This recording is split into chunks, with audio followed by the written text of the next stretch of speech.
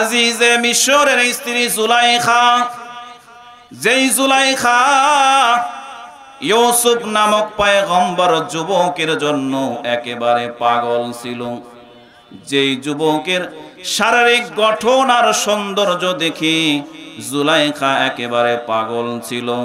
জুলাইখা মনে মনে কুমন্ত্রণা করলো, যেভাবেই হোক এই যুবকের সঙ্গে আমার সেক্সুয়াল চাহিদা পূরণ করতে হবে।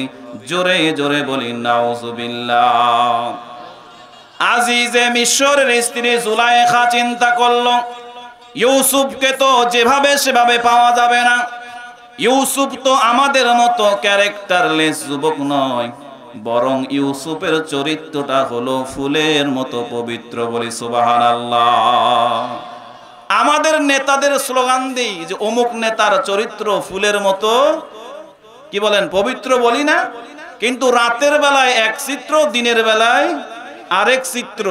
এমনও গেছে যখন বঙ্গভবনে জনতার ঢল নেমেছে, যারা বলেছে আমরা মদিনার সনতার কোরআন দিয়ে দেশ চালাই আর ফজরের নামাজ পড়ে কোরআন পড়ি, হামলা হয়েছে, জনগণ বঙ্গভবনে ঢুকেছে, কোরআনের একটা পাণ্ডুলিপিও পাওয়া যায় নাই, পাওয়া গেছে মদের বোতল। চিল্লা এখন ঠিক কিনা? তাহলে আমাদের নবীদের চরিত্র এমন নয়, দিনেও যেমন রাতেও তেমন। সকলেই বলি আলহামদুলিল্লাহ। মুসলমান দরদি ভাইরা আমার, ইউসুফ যুবককে জুলাইখা পাওয়ার জন্য সর্বোচ্চ চেষ্টা জুলাইখা করেছি। এমন চেষ্টা করার পরেও জুলাইখা যখন ইউসুফ নামক যুবককে বসে আনতে পারে নাই, জুলাইখা তাকায় দেখলো, না না, এই ইউসুফের চরিত্র তো খারাপ নয়, ইউসুফ তো ক্যারেক্টারলেস একজন যুবক নয়, ইউসুফের চরিত্র তো ফুলের মতো পবিত্র। কিন্তু জুলাইখা চিন্তা করলো, না না, ইউসুফের সঙ্গে যেভাবে হোক শারীরিক সম্পর্ক তৈরি করে আমার মনের বাসনা পূরণ করব। জোরে জোরে বলি নাউজুবিল্লাহ। এই জন্য জুলাইখা একটা প্ল্যান তৈরি করলো, মাস্টার প্ল্যান। তাফসীরের কিতাবের মধ্যে এসেছে জুলাইখা এমন একটা নির্দিষ্ট রুম তৈরি করলো, যেই রুমের মধ্যে যাওয়ার জন্য 7টা বিশাল বিশাল দরজা ওভারটেক করে রুমের মধ্যে যেতে হবে। এবার রুম যখন তৈরি হয়ে গেল, তাফসীরের কিতাবের মধ্যে এসেছে এবার জুলাইখা ইউসুফ পয়গম্বরকে ফুসলায়ে ফাসলাইয়া ওই নির্দিষ্ট রুমের মধ্যে যখন প্রবেশ করেছে, 7টা বিশাল বিশাল দরজায় তালা মারা হয়ে গেছে, বিশাল বিশাল 7টা দরজা বন্ধ করা হয়ে গেছে। 7টা দরজা অতিক্রম করে যখন জুলাইখা ওই নির্দিষ্ট রুমের মধ্যে প্রবেশ করেছেন, তাফসীরের কিতাবের মধ্যে পাওয়া যায় যে রুমের মধ্যে 2জন মানুষ ছাড়া কেউ ছিল না। একজন হলো যুবক আর একজন হলো যুবতী। ইউসুফ আর জুলাইখা ছাড়া দুনিয়ার কোনো সৃষ্টি জগৎ ওই রুমের মধ্যে ছিল না। বলে আলহামদুলিল্লাহ। মুসলমান দরদি ভাইরা আমার, ইউসুফ আর জুলাইখা যখন ওই নির্দিষ্ট রুমের মধ্যে অবস্থান করতেছে, দুনিয়ার কোনো মানুষ ওই রুমের মধ্যে নাই, দুনিয়ার কোনো পশু পাখির খবর পর্যন্ত নাই। এবার ইউসুফ পয়গম্বর তাকায় দেখলেন জুলাইখা তার নিজের দিকে আকৃষ্ট করার জন্য শরীরের পোশাকগুলো খুলে খুলে অর্ধনগ্ন হয়ে গেছে। জোরে জোরে বলে নাউজুবিল্লাহ। কারণ নারীরা যদি নগ্নতাকে প্রমোট না করে, যুবকেরা কি ইফটিজিং করবে বলেন? এই যুবকেরা কথা বলো না কেন? নারীরা যতই অর্ধনগ্ন হবে আর বেফাহেশ বেহায়ার মতো চলাফেরা করবে, যুবকদের চরিত্র ততই নষ্ট হবে। চিল্লায় ঠিক কিনা? আর নারীরা যদি পর্দানসীন হয়ে যায়, শালীন পোশাক পরে, যুবকদের চরিত্র নষ্ট হবে। যুবকেরা ইফটিজিং করবে। ও তুমি শিলাকলা দেখাইবা আর মাসি বসলেই মাসির দোষ। ঠিক কিনা বলো? মাসির দোষ নয়, তুমি কলাকে ঢেকে রাখো, মাসি আর বসবে না। চিল্লায় ঠিক কিনা? আলহামদুলিল্লাহ আলহামদুলিল্লাহিল্লাযী জাআলাশ শামসা ওয়াল কমারা বিহুসবান والنجم والشجر يسجدان وفضل زمانا على زمان كما فضل مكانا على مكان وإنسانا على إنسان ونشهد أن لا إله إلا الله وحده لا شريك له ونشهد أن سيدنا وسندنا وحبيب ربنا وطبيب قلوبنا ومولانا محمدا عبده ورسوله صلى الله تعالى عليه وعلى آله وأصحابه وبارك وسلم تسليما كثيرا أما بعد فقد قال الله تبارك وتعالى في كلامه المجيد وفرقانه الحميد সকলেই জবান খুলে বলি আউযু বিল্লাহি মিনাশ শাইতানির রাজীম বিসমিল্লাহির রহমানির রহিম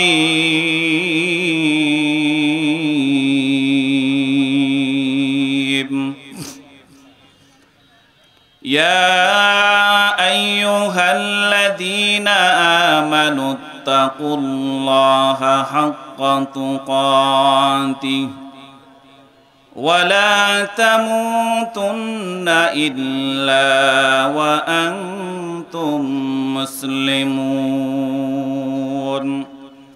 صدق الله العلي العظيم وقال رسول الله صلى الله عليه وسلم من بكى من خشية الله حرم الله عليه النار أو كما قال النبي عليه الصلاة والسلام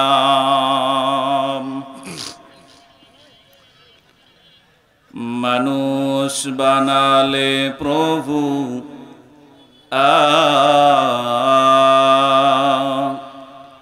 মানুষ বানালে প্রভু দিলে মান সম্মান হাসরের ময়দানে করোনা গো অপমান প্রভু হাসরের ময়দানে করোনা গো অপমান মানুষ বানালে প্রভু দিলে মান সম্মান হাসরের ময়দানে করোনা গো অপমান প্রভু হাসরের ময়দানে করোনা গো অপমান পাপগুলো ঢেকে রেখো ভালোবেসে কাছে ডেকো পাপগুলো ঢেকে রেখো ভালোবেসে কাছে ডেকো কণ্ঠে জাগিয়ে দিও রসুলের গান হাসরের ময়দানে করোনা গো অপমান প্রভু হাসরের ময়দানে করোনা গো অপমান পৃথিবীর ছোট খাটো পরীক্ষাতে হৃদয়টা ভয়ে হয় জড় সড় পৃথিবীর ছোট খাটো পরীক্ষাতে। হৃদয়টা ভয়ে হয় জড় সড় সফলতা পেতে প্রভু খাঁটি দিন রাত।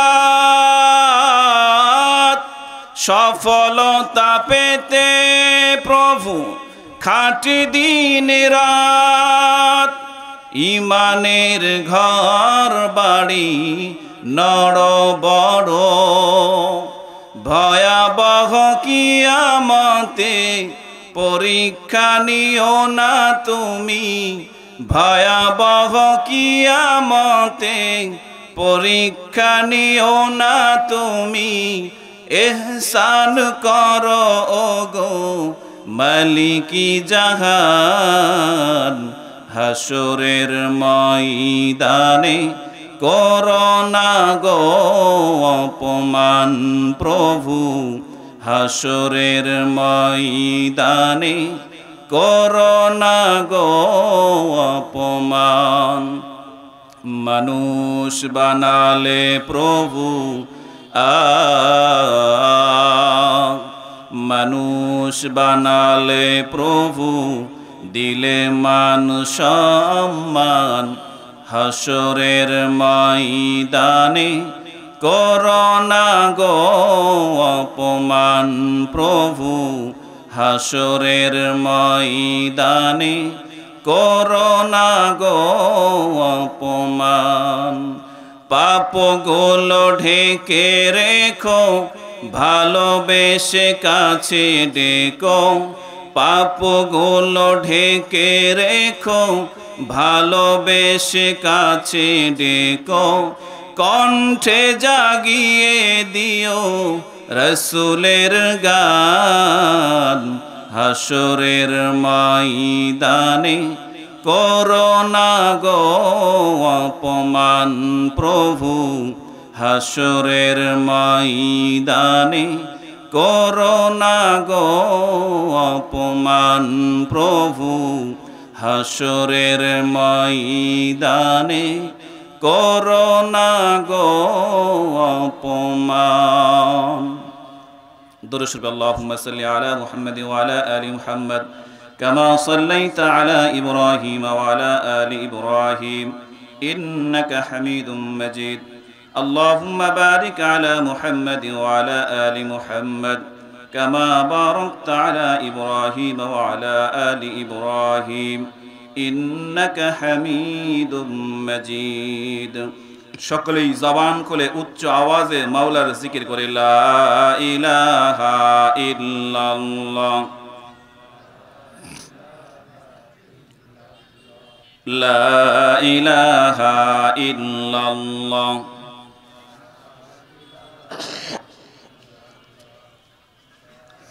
লা ইলাহা ইল্লাল্লাহ। সকলে জবান খুলে সকলে ভরা ময়দান উচ্চ স্বরে লা ইলাহা ইল্লাল্লাহ। যুবকেরা জবান খুলে লা ইলাহা ইল্লাল্লাহ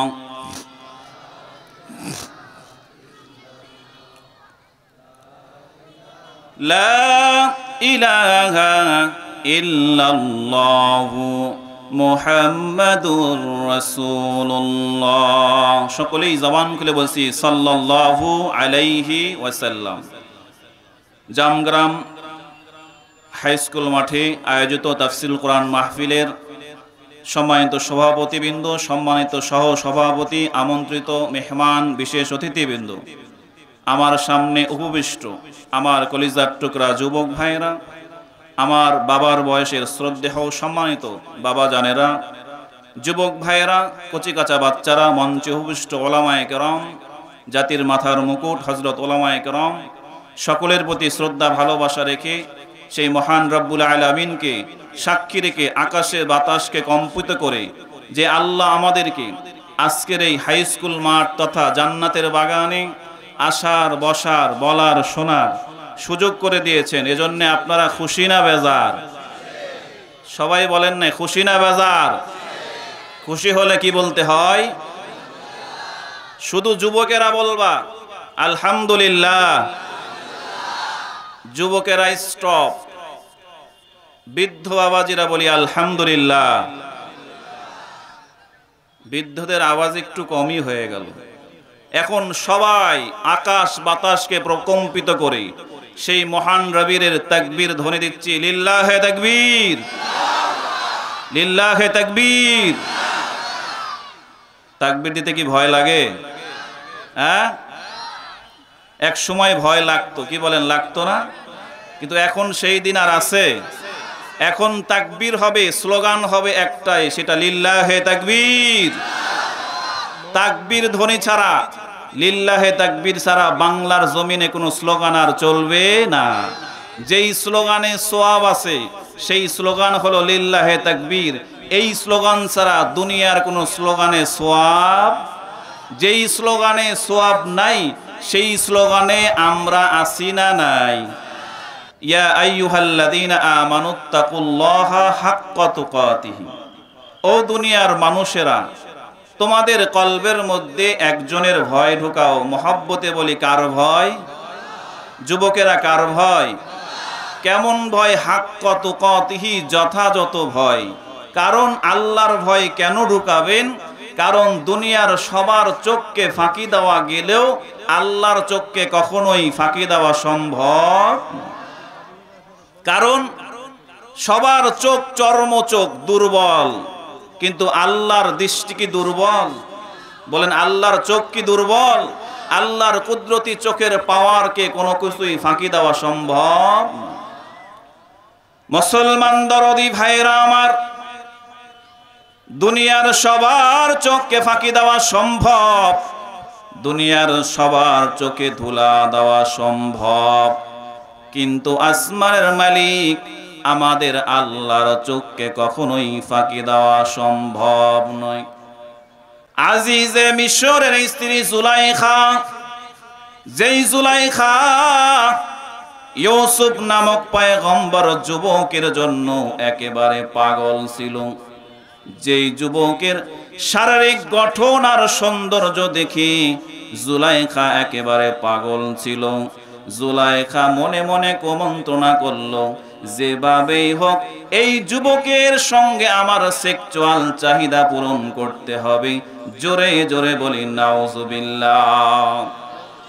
আজিজে মিশরের স্ত্রী জুলাইখা চিন্তা করলো, ইউসুফকে তো যেভাবে সেভাবে পাওয়া যাবে না। ইউসুফ তো আমাদের মতো ক্যারেক্টারলেস যুবক নয়, বরং ইউসুফের চরিত্রটা হলো ফুলের মতো পবিত্র। বলি সুবহানাল্লাহ। আমাদের নেতাদের স্লোগান দিই যে অমুক নেতার চরিত্র ফুলের মতো, কি বলেন, পবিত্র বলি না? কিন্তু রাতের বেলায় এক চিত্র, দিনের বেলায় আরেক চিত্র। এমনও গেছে যখন বঙ্গভবনে জনতার ঢল নেমেছে, যারা বলেছে আমরা মদিনার সনতার কোরআন দিয়ে দেশ চালাই আর ফজরের নামাজ পড়ে কোরআন পড়ি, হামলা হয়েছে, জনগণ বঙ্গভবনে ঢুকেছে, কোরআনের একটা পাণ্ডুলিপিও পাওয়া যায় নাই, পাওয়া গেছে মদের বোতল। চিল্লা এখন ঠিক কিনা? তাহলে আমাদের নবীদের চরিত্র এমন নয়, দিনেও যেমন রাতেও তেমন। সকলেই বলি আলহামদুলিল্লাহ। মুসলমান দরদি ভাইরা আমার, ইউসুফ যুবককে জুলাইখা পাওয়ার জন্য সর্বোচ্চ চেষ্টা জুলাইখা করেছি। এমন চেষ্টা করার পরেও যখন জুলাইখা ইউসুফ নামক যুবককে বসে আনতে পারে নাই, জুলাইখা তাকায় দেখলো, না না, এই ইউসুফের চরিত্র তো খারাপ নয়, ইউসুফ তো ক্যারেক্টারলেস একজন যুবক নয়, ইউসুফের চরিত্র তো ফুলের মতো পবিত্র। কিন্তু জুলাইখা চিন্তা করলো, না না, ইউসুফের সঙ্গে যেভাবে হোক শারীরিক সম্পর্ক তৈরি করে আমার মনের বাসনা পূরণ করব। জোরে জোরে বলি নাউজুবিল্লাহ। এই জন্য জুলাইখা একটা প্ল্যান তৈরি করলো, মাস্টার প্ল্যান। তাফসীরের কিতাবের মধ্যে এসেছে জুলাইখা এমন একটা নির্দিষ্ট রুম তৈরি করলো, যেই রুমের মধ্যে যাওয়ার জন্য 7টা বিশাল বিশাল দরজা ওভারটেক করে রুমের মধ্যে যেতে হবে। এবার রুম যখন তৈরি হয়ে গেল, তাফসীরের কিতাবের মধ্যে এসেছে, এবার জুলাইখা ইউসুফ পয়গম্বরকে ফাসলাইয়া ওই নির্দিষ্ট রুমের মধ্যে যখন প্রবেশ করেছে, 7টা বিশাল বিশাল দরজায় তালা মারা হয়ে গেছে, বিশাল বিশাল 7টা দরজা বন্ধ করা হয়ে গেছে। 7টা দরজা অতিক্রম করে যখন জুলাইখা ওই নির্দিষ্ট রুমের মধ্যে প্রবেশ করেছেন, তাফসীরের কিতাবের মধ্যে পাওয়া যায় যে রুমের মধ্যে 2জন মানুষ ছাড়া কেউ ছিল না। একজন হলো যুবক আর একজন হলো যুবতী। ইউসুফ আর জুলাইখা ছাড়া দুনিয়ার কোনো সৃষ্টি জগৎ ওই রুমের মধ্যে ছিল না বলে আলহামদুলিল্লাহ। মুসলমান দরদি ভাইরা আমার, ইউসুফ আর জুলাইখা যখন ওই নির্দিষ্ট রুমের মধ্যে অবস্থান করতেছেন, দুনিয়ার কোনো মানুষ ওই রুমের মধ্যে নাই, দুনিয়ার কোনো পশু পাখির খবর পর্যন্ত নাই। এবার ইউসুফ পয়গম্বর তাকায় দেখলেন জুলাইখা তার নিজের দিকে আকৃষ্ট করার জন্য শরীরের পোশাকগুলো খুলে খুলে অর্ধনগ্ন হয়ে গেছে। জোরে জোরে বলে নাউজুবিল্লাহ। কারণ নারীরা যদি নগ্নতাকে প্রমোট না করে, যুবকেরা কি ইফটিজিং করবে বলেন? এই যুবকেরা কথা বলো না কেন? নারীরা যতই অর্ধনগ্ন হবে আর বেফাহেশ বেহায়ার মতো চলাফেরা করবে, যুবকদের চরিত্র ততই নষ্ট হবে। চিল্লায় গো, ঠিক কিনা? আর নারীরা যদি পর্দানসীন হয়ে যায়, শালীন পোশাক পরে, যুবকদের চরিত্র নষ্ট হবে। যুবকেরা ইফটিজিং করবে, ও তুমি শিলাকলা দেখাইবা আর মাসি বসলেই মাসির দোষ, ঠিক কিনা বলো? মাসির দোষ নয়, তুমি কলাকে ঢেকে রাখো, মাসি আর বসবে না। চিল্লায় গো, ঠিক কিনা? এজন্য আফসোস লাগে, আবার কথায় কথা আসে, আপনাদের বাগমারায় আছে কিনা জানি না, এমন বোরখা পরে মাজার মধ্যে একটা রশি বাঁধে, টাইট করে বাঁধে, যাতে করে শরীরের গঠনগুলো সব বোঝা যায়। এমন বোরখা আছে না নাই? যেই বোরখাগুলো আমি মনে করি 3 পিসের থেকেও আরো জঘন্য, ওই বোরখা না পরে যদি আমার মা বোন যদি 3 পিস পরতো, আরো শালীন পোশাক মনে হইতো, ঠিক কিনা ভাই? এগুলো বোরখা আপনাদের বাগমারায় আসেনি? তাহলে এই বোরখা পরে যদি একজন নারী যদি রাস্তা দিয়ে হেঁটে যায়, রাস্তার যুবকেরা কি ইফটিজিং করবে না? কি বলেন, করবে কিনা? আমি তো ভাবি যে ইফটিজিং কেন, ধর্ষণ করলেও পুরুষের দোষ দেওয়া যাবে না, কারণ দোষ সব মহিলা, ঠিক কিনা? মহিলারা যদি ভালো হয়ে যায়, মহিলারা যদি শালীন পোশাক পরিধান করে, পর্দার সহিত চলাফেরা করে, সমাজের সবচাইতে নষ্টা যুবকও ওই নারীর দিকে চোখ তুলে তাকাবে না। চিল্লায় গো, ঠিক কিনা? মুসলমান দরদি ভাইরা আমার, এই জন্য নারীরা যত নগ্নতাকে প্রমোট করবে, নারী যত নগ্নতাকে প্রমোট করবে, ওই সমাজের যুবকের চরিত্র ততটাই অধপতনে নেমে যাবে। এবার ইউসুফ পয়গম্বর তাকায় দেখলেন জুলাইখা তার নিজের দিকে আকৃষ্ট করার জন্য শরীরের পোশাকগুলো খুলে অর্ধনগ্ন হয়ে গেছে। ইউসুফ পয়গম্বর দেখেন জুলাইখা তার শরীরের পোশাকগুলো খুলে খুলে পোশাক রাখার জন্য নির্দিষ্ট একটা জায়গা রেখেছে। জুলাইখা তার শরীরের পোশাকগুলো খুলে খুলে নির্দিষ্ট জায়গার মধ্যে রাখে নাই, বরং ওই রুমের মধ্যে একটা মাটির মূর্তি রাখা ছিল। জুলাইখা তার শরীরের পোশাকগুলো খুলে খুলে তাফসীরের কিতাবের মধ্যে পাওয়া যায় ওই মাটির মূর্তির গায়ের উপর দিয়েছে। জোরে জোরে বলি আল্লাহু আকবার। মাটির মূর্তির গায়ের উপর যখন দিয়ে দেওয়া হয়েছে, ইউসুফ পয়গম্বর ডাক দিয়ে বলে, জুলাইখা রে, কি ব্যাপার? শরীরের কাপড়গুলো খুলে নির্দিষ্ট জায়গায় না রেখে ওই মাটির মূর্তির গায়ের উপর কেন দিয়ে দিলাম? ও দরদি যুবক ভাইরা আমার, ইউসুফ পয়গম্বরের প্রশ্ন শুনে জুলাইখা বলেন, ও ইউসুফ রে, শুনিয়া লাও, এই যে রুমের মধ্যে তুমি আর আমি অবস্থান করতেছি, দুনিয়ার কোনো মানুষ যে রুমের খবর জানে না, দুনিয়ার কোনো মানুষ যে রুমের অবস্থান সম্পর্কে জানে না। কিন্তু এই রুমের মধ্যে আমার একজন রব আছে, ভগবান আছে, দেবতা আছে। ওই যে মাটির মূর্তি তুমি দেখতে পারতেছো, ওটা তো সাধারণ কোনো মাটির মূর্তি নয়, ওটা তো সাধারণ কোনো মাটির স্ট্রাকচার নয়, বরং ওই মাটির মূর্তিটাই হলো আমার রব, আমার ভগবান, আমার দেবতা। জোরে জোরে বলি নাউজুবিল্লাহ। এবার ইউসুফ পয়গম্বর বলে, জুলাইখারে কি ব্যাপার? ওই মাটির মূর্তিটাই যদি তোমার রব হয়, তোমার ভগবান হয়, তোমার দেবতা হয়, তাহলে নিজের গায়ের কাপড়গুলো, ঘামযুক্ত গন্ধযুক্ত কাপড়গুলো তোমার রবের গায়ের ওপর কেন দিলা?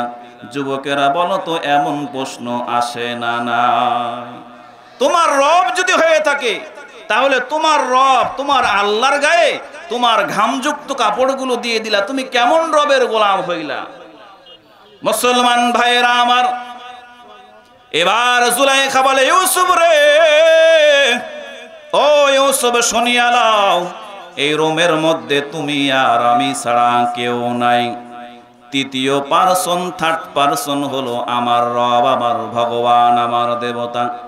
তোমার রব আর ভগবান আর দেবতাই যদি হয়, ইউসুফ বলল, কেন তোমার রবের গায়ের উপর তোমার পোশাকগুলো খুলে দিয়ে দিলা? ও যুবকেরা, দিল খাড়া করে শুনিয়া লাও।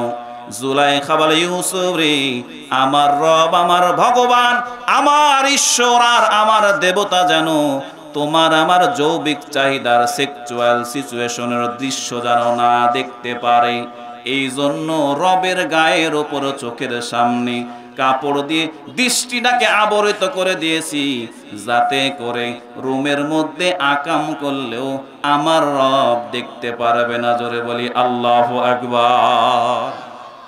আপনারা তাহেরপুরের মানুষ কি বলেন?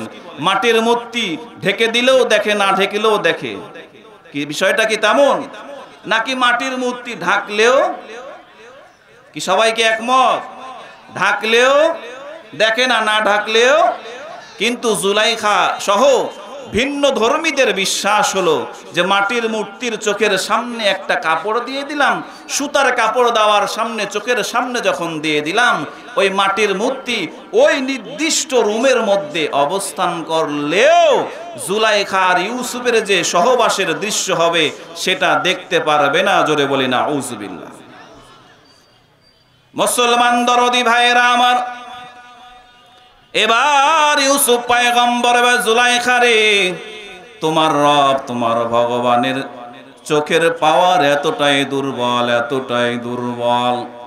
তোমার রব, তোমার ভগবান, তোমার ঈশ্বর নির্দিষ্ট রুমের মধ্যে থাকার পরে 2 হাত দূরত্বে তোমার রব, তোমার রবের চোখের সামনে একটা সামান্য কাপড় দিলে তোমার রব দেখতে পারে না।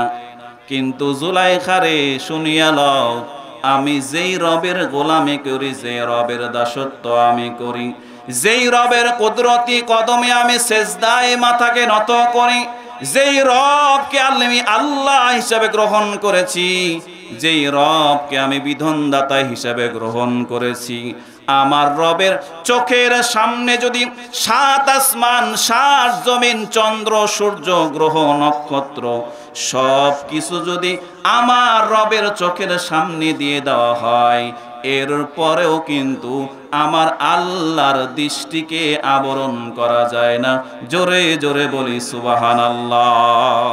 या इलाही तू मेरा माबूद है, या इलाही तू मेरा माशूक है, या इलाही मुझसे मुझको दूर कर, ताकि देखो मुझ में तुझको एक नजर, या इलाही तू मेरा खालिक है, या इलाही तू मेरा मालिक है। একটু মোহাব্বতে জবান খুলে বলি আল্লাহু আকবার। তাহলে কি বুঝলেন? দুনিয়ার মাটির রব, মাটির ভগবান, মাটির ঈশ্বর মানুষের চোখ পুলিশের চোখ, র্যাবের চোখ, আর্মির চোখ, বিডিআরের চোখ, মায়ের চোখ, বাবার চোখ, পাড়া প্রতিবেশী সবার চোখকে ফাঁকি দেওয়া গেলেও আসমানের মালিক আল্লাহর চোখকে কখনোই ফাঁকি দেওয়া যায়? কারণ সবার চোখের দৃষ্টি, চর্ম চোখ নরমাল, একেবারে দুর্বল। সামান্য একটা দেয়াল, সামান্য একটা কাপড় আবরণ করে আর চোখে দেখার ক্ষমতা নাই। কিন্তু আসমানের মালিক আল্লাহর চোখের সামনে যদি পৃথিবীর সব সৃষ্টি জগৎ যদি আল্লাহর চোখের সামনে দিয়ে এরপরে যদি অন্ধকারে গভীর জঙ্গলে গিয়ে 7 জমিনের নিচে 7 আসমানের উপরে সমুদ্রের তলদেশে গিয়েও যদি কেউ অন্যায় করে, বলেন তো আমার আল্লাহ দেখে কি দেখে না? কি বলেন, দেখে কি দেখে না? ওখানে দেখে। কিন্তু যুবকেরা যখন ল্যাপের তলে, কম্বলের তলে শুয়ে শুয়ে পাশের গ্রামের ওই যুবতী আকলিমার সঙ্গে ভিডিও কলে চ্যাটিং করে, তখন বুঝি আমার আল্লাহ দেখে না? কি বলেন, তখনও দেখে? এই যুবক, দেখে তখনও। কিন্তু তুমি তোমার মাইন্ড সেটআপটা কি করেছো? The door is close, the window is close, nobody will be able to watch you.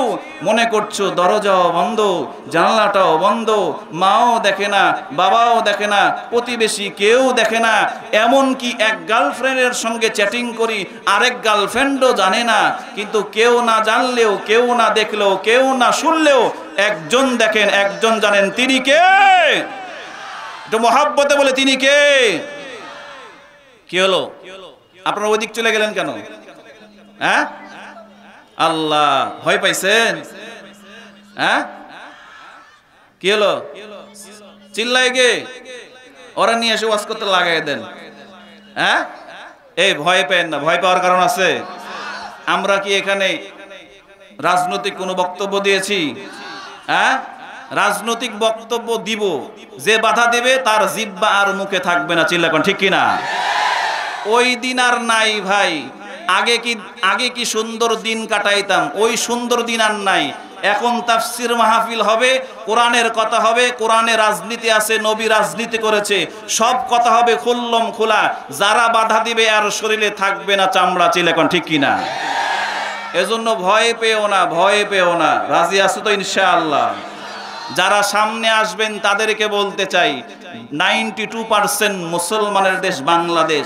বাংলাদেশে এসে আপনারা যে আবার ওই কাঁঠাল ভেঙে খাবেন, ওই যে আমাদের মিজানুর রহমান আজহারি সাহেব বলেছেন, কি বলেছেন মনে আছে আপনাদের? এক দল খেয়েছে, আরেক দল খাওয়ার জন্য বসে আছে। কি ঠিক কথা, ঠিক না ভাই? সবাই সমান নয়, সবাই সমান নয়। খাওয়ার জন্য এক দলের পুরা লোক বসে নাই, যারা রাক্ষস তারাই বসে আছে। আর যারা ভালো মানুষ, তারা মানুষের খেদমত আর সেবা করতে পারে নাই, ক্ষমতায় যাবে, জনগণের সেবা করবে, রডের বদলায় আর বাঁশ দিবে। রডের বদলায় বাঁশ পান নাই? এই তাহিরপুরের মানুষ বলছে রড, দিছে বাঁশ, পাইছেননি? হ্যাঁ, তাহলে তারা যে লেডি ফেরাউন যে রডের বদলায় বাঁশ হামদায় দিছে, এই দৃশ্য আল্লাহ দেখছে না? কি কন ওমা, ওই দলের লোক মানে বহুত আছে এখানে। এই তওবা করেন, ইস্তেগফার করেন। আমরা কোনো দলের এজেন্ডা নয়, কোনো দলের পক্ষেও নয়, বিপক্ষ নয়। যারা কোরআনের বিপক্ষে যাবে আমরা তাদের চামড়া ছিলে দেব। চিল্লায় কোন ঠিক কিনা? এটা আপনাদেরকে আরেকটু স্মরণ করাই দেই।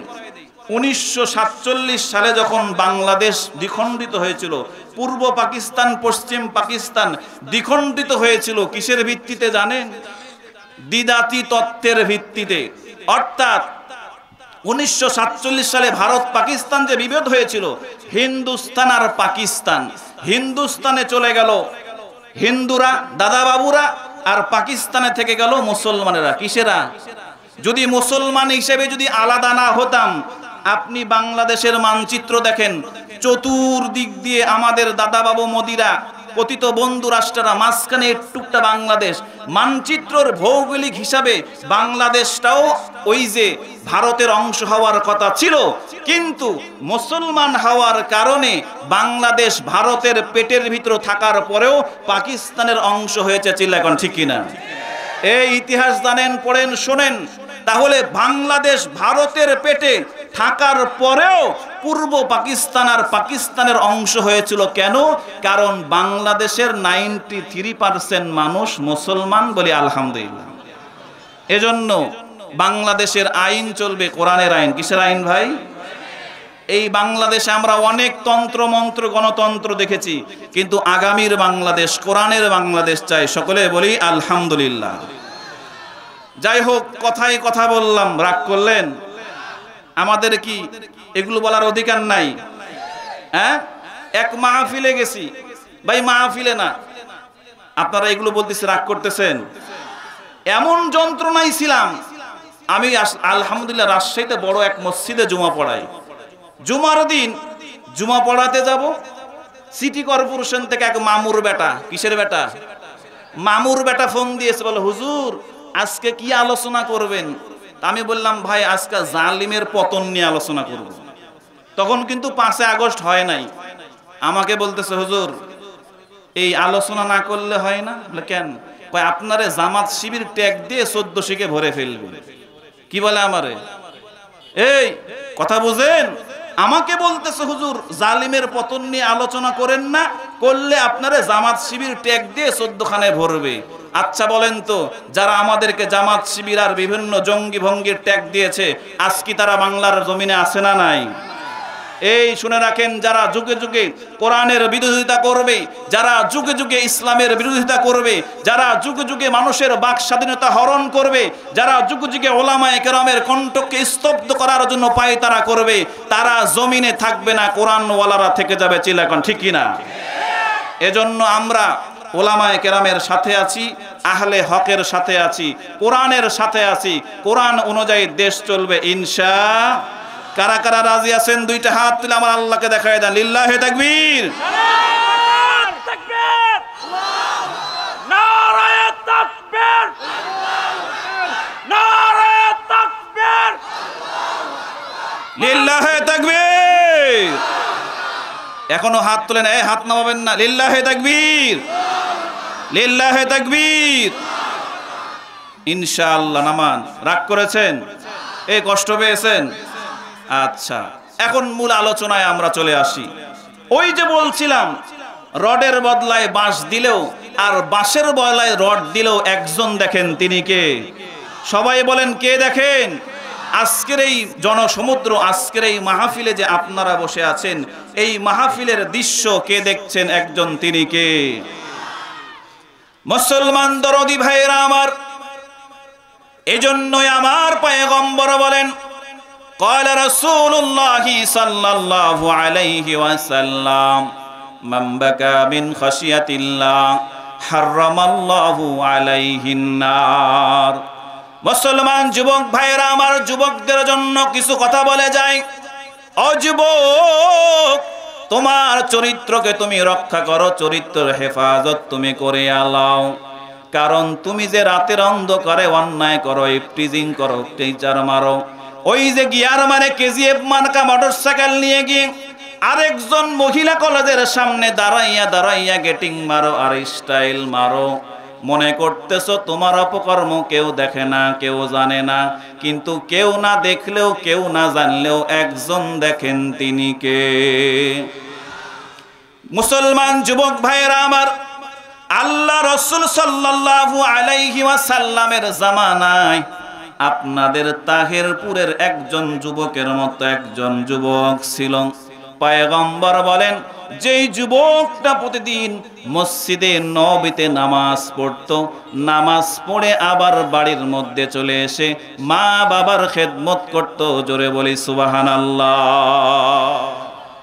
এমন যুবক আপনাদের এলাকায় নাই? আজান দিলে আর ওই কোথাও নাই, সাথে সাথে মসজিদে দৌড় মারে। এমন যুবক আছে না নাই? অনেক যুবক পাওয়া যায়, স্কুল কলেজ ভার্সিটিতে পড়ে, জেনারেলে পড়ে, কিন্তু মুখে সুন্নতের দাড়ি, আজান দিলে মসজিদে দেয় দৌড়। এমন যুবক আছে না নাই? মুসলমান যুবক ভাইয়েরা আমার, ওই যুবক মসজিদে নববীতে নামাজ পড়ে, আবার বাড়িতে গিয়ে মা বাবার খেদমত করে। যুবকদের জন্য মা বাবার খেদমত সম্পর্কে একটা হাদিস বলে আলোচনার সামনের দিকে আগায়। পয়গম্বর বলেন, قال رسول الله صلى الله عليه وسلم رضا الرب في رضا الوالدين وسخط الرب في سخط الوالدين। এই যুবকেরা, কান খাড়া করে একটা হাদিস শোনো। আজকে যদি এই একটা হাদিসের আমল বাড়ি নিতে পারো, জিন্দেগি সফল। জোরে বলি আলহামদুলিল্লাহ। হাদিসের অর্থটা যুবক একেবারে কান খাড়া করে শোনো। রাসূল বলতেছে, রেদার রব্বে ফি রেদাল ওয়ালিদাইন ওয়া সাখাতুর রব্বে ফি সাখাতিল ওয়ালিদাইন। পয়গম্বর বলেন, যেই সন্তানের উপর মা আর বাবা খুশি থাকে, আল্লাহর রাসূল বলেন ওই সন্তানের উপর আমার আল্লাহ অটোমেটিক খুশি। জোরে বলি সুবহানাল্লাহ। দ্যাট মিন্স অর্থ কি দাঁড়ালো? আপনার আমার মা বাবা যদি বলে আমার ছেলে ভালো, আপনার মা যদি আপনাকে ভালোর সার্টিফিকেট দেয়, আল্লাহর জমিনে যদি আপনি মা বাবার ভালো সার্টিফিকেট পেয়ে যান, পয়গম্বর বলেন আসমানের মালিক আল্লাহ ফেরেশতাদের মাধ্যমে ফেরেশতাদের সামনে ওই যুবককে ভালোর সার্টিফিকেট দিয়ে দেয়। জোরে বলি সুবহানাল্লাহ। আর যদি এমন হয় আপনার মা বাবা আপনাকে ভালো বলে না, দুনিয়ার সবাই আপনাকে ভালো জানে, অনেক বড় বক্তা, অনেক বড় আলেম, অনেক বড় সেলিব্রিটি, অনেক বড় ইসলামিক স্কলার, কিন্তু তার মা তার উপরে সন্তুষ্ট নয়, বাবা তার উপরে সন্তুষ্ট নয়। পয়গম্বর বলেন, যেই সন্তানকে দুনিয়ার সমস্ত মানুষ ভালো বলে কিন্তু মা বাবা ভালো বলে না, ওই সন্তানকে আমার আসমানের মালিক আল্লাহ ভালো বলে না। জোরে বলি নাউজুবিল্লাহ। এজন্য যুবকেরা, গার্লফ্রেন্ডকে খুশি করবা নাকি মা বাবাকে খুশি করবা? তার মানে গার্লফ্রেন্ড আছে, তার মানে কি? এই কাকে খুশি করবেন? মা বাবাকে খুশি করবেন। তাহলে মা বাবা খুশি হলে খুশি হয় কে?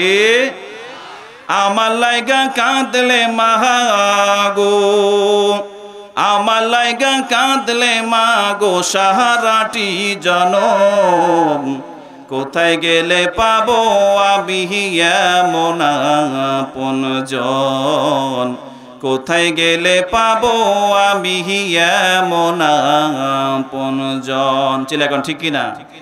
মা বাবার মতো আপনজন আছে? দুনিয়ার সমস্ত আপনজনের ভালোবাসার মধ্যে ফরমালিন আছে, কিন্তু মা বাবার ভালোবাসার মধ্যে ফরমালিন আছে না? না। এই স্ত্রীর ভালোবাসার মেয়াদ কতক্ষণ? গার্লফ্রেন্ডের ভালোবাসার মেয়াদ কতক্ষণ? যতক্ষণ মাল ডেলিভারি দিবেন, যতক্ষণ টাকা পয়সা খরচ করবেন, ততক্ষণ স্ত্রী গার্লফ্রেন্ড ভালোবাসা দিবে। টাকা বন্ধ করে দেন, দেখবেন মামুর বেটা সব ভাগবে। চিল্লাখন ঠিক কি না? আপনাদের অঞ্চলে একটা ভাষা বললাম, রাগ করেছেন? আমার লাইগা কাঁদলে মা গো, আমার লাইগা কাঁদলে মা গো সারাটি জনম, কোথায় গেলে পাবো আমি এমন আপনজন, কোথায় গেলে পাবো আমি এমন আপনজন। কত রাত ঘুমাউনি মা গর্ভে যখন আমি, কত কষ্ট সয়েছ জানে অন্তর্যামী। আরে কত রাত ঘুমাউনি মা গর্ভে যখন আমি, কত কষ্ট সয়েছ জানে অন্তর্যামী। চেয়ে আমার মুখের পানে মা, চেয়ে আমার মুখের পানে জুড়াই তো দুই নয়ন, কোথায় গেলে পাবো আমি এমন আপনজন, কোথায় গেলে পাবো আমি এমন আপনজন। বিরক্ত লাগে? এই বলেন, বিরক্ত লাগে? আচল পাতিয়া মাগো কহিত কান্দিয়া, আমার বুকের মানিক আল্লাহ রাখো গো বাঁচাইয়া। আরে আচল পাতিয়া মাগো কহিত কান্দিয়া, আমার বুকের মানিক আল্লাহ রাখো গো বাঁচাইয়া। চোখের পানি ছাইড়া কাঁদে মা,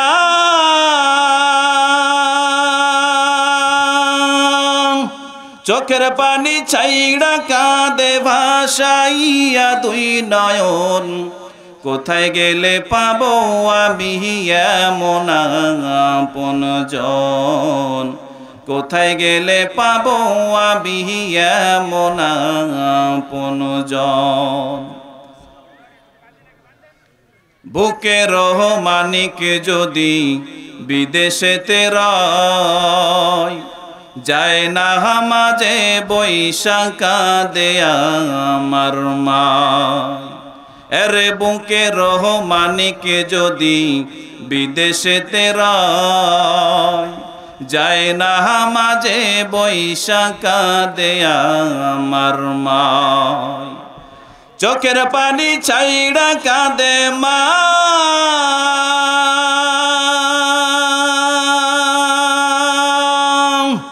চোখের পানি ছাইড়া কাঁদে কোথায় আমার বুকের ধন, কোথায় গেলে পাবো আমি এমন আপনজন, কোথায় গেলে পাবো আমি এমন আপনজন।